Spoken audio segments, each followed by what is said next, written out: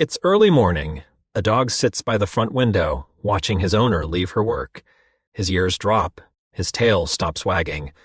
Is the dog simply executing a mechanical reflex loop, driven by chemical wiring, or is it actively experiencing an internal state? This inquiry into whether a biological machine has an internal observer is animal sentience, asking if it feels like something to be that animal. To answer this accurately, we must strip away our instinct to project human emotions onto pets. We have to look purely at the biological structures and behavioral evidence. We must completely separate the mechanical actions an organism performs from the subjective reality it might be feeling inside. The first step is separating intelligence from consciousness. They are entirely different biological mechanisms. Problem-solving capacity does not guarantee sentience. A chess-playing computer acts intelligently and can defeat a grandmaster, but no one argues the machine feels the joy of winning. True biological consciousness is much simpler. It is defined as the presence of an internal experience. It is the capacity to process pain, detect a scent, and have an awareness of that sensation. Neuroscience confirms animals possess this consciousness, but to understand it, we must abandon our human-centric worldview and accept radically alien sensory architectures. We are not measuring how smart a species is compared to humans. We are exploring entirely different ways of perceiving reality. For decades, neuroscientists were exceptionally cautious about assigning inner states to non-human subjects. Because you cannot ask a dolphin to describe its inner life, claiming an animal was conscious felt like an unscientific guess.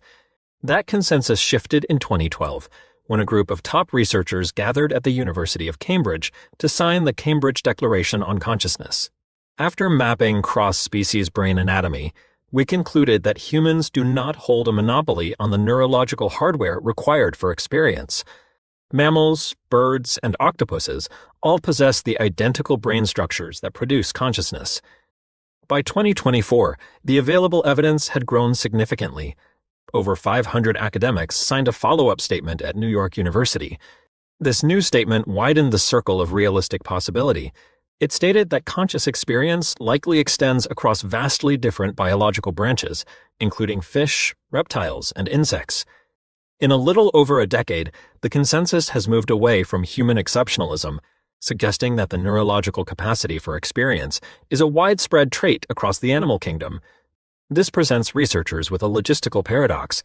How do you reliably test for an internal state in a subject incapable of spoken language? For years, the standard for measuring self-awareness was the mirror test. Researchers place a small, painless mark on an animal where it can only be seen with a mirror. If the animal looks at the reflection and reaches to touch its own body, it demonstrates a clear understanding that the image is itself. Human-like mammals pass this test reliably. Chimpanzees, bonobos, and gorillas all recognize their reflections and investigate the marks. When researchers adapted the physical size of the mirror to accommodate massive bodies, elephants proved their self-recognition as well. Aquatic mammals like dolphins also successfully pass modified versions of this visual assessment. Then, the mammalian exclusivity of self-awareness was broken. The magpie, a small bird with an entirely different brain structure, passed the mirror test. While the mirror test successfully proved self-awareness across divergent branches of life, it inadvertently established a dangerously narrow threshold. We were testing the entire animal kingdom based on human visual dominance. This visual bias created anomalies. Highly intelligent, complex social animals began failing our tests, revealing a deep flaw in human experimental design, known as anthropocentric testing bias. Take the dog. Dogs reliably fail the visual mirror test, but a dog's reality is constructed primarily through olfaction, not vision. Presenting a purely visual mirror to a scent-dominant animal is an inherently flawed experimental design. It is bound to produce false negatives. The octopus is the ultimate test breaker. It is recognized as the most intelligent invertebrate on Earth, yet it fails to show clear visual self-recognition when placed in front of a mirror. This makes sense when you examine its decentralized neurological architecture. An octopus does not process the world exclusively from a central brain. Its arms contain autonomous neurons that process chemical and tactile cues independently. Researchers are now correcting this bias by developing scent-based self-recognition tests, They have found that organisms like garter snakes can successfully identify their own altered chemical signatures. An animal failing a human design test does not indicate a lack of consciousness. It merely proves we failed to translate our testing methodology into their distinct sensory reality. To build an accurate model of animal sentience, we must define exactly how non-human consciousness diverges from our own. The first major divergence is the absence of language-based metacognition. Most animals experience anxiety, fear, or sadness, but they do not recursively narrate or dissect these feelings with an internal monologue. The experience is direct and immediate. The second divergence involves alien sensory windows. This diagram contrasts a human model, mapping a room through optical geometry, against a canine model, mapping the exact same space through blooming clouds of scent gradients. The sensory inputs alter the exact fabric of the experienced reality. Expanding this to the octopus, we see a reality where chemical and tactile data form the absolute foundation of consciousness, processed simultaneously across 8 separate peripheral nodes. The third divergence is replacing the binary idea of consciousness with a dimmer switch model. Sentience is not a simple on or off mechanism. Consciousness operates on a vast gradient. It ranges from the dim, fast sensory processing of an insect all the way up to the brilliantly complex emotional networks of great apes or crows. When we stop measuring animals by their capacity for spoken language or visual dominance, the anatomical reality is clear. Sentience is dynamically molded by an organism's specific physical anatomy. These neurological theories are fully supported by observable, complex behavioral outputs in nature. Elephants demonstrate profound non-reflexive emotional states.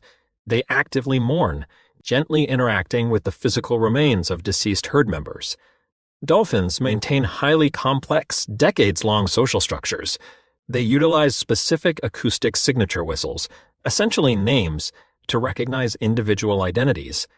Crows rely on episodic memory to cache food in hundreds of locations.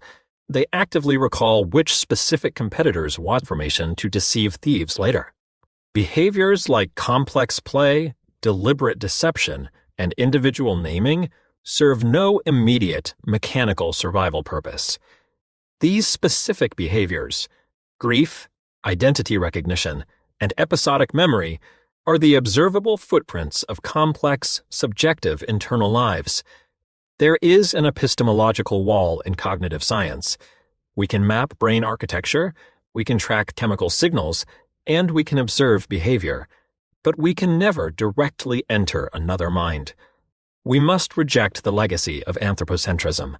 Human attributes like recursive language and visual dominance are merely biological traits. They are not the gold standard of existence. Returning to our foundational question, the convergence of anatomical mapping and evolutionary behavior points toward a clear conclusion. Someone is in there.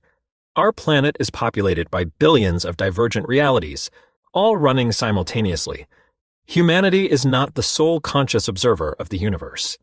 We are simply one specific architectural variation among millions. True scientific understanding requires accepting that the universe is being actively felt, mapped, and experienced through countless radically alien minds all around us.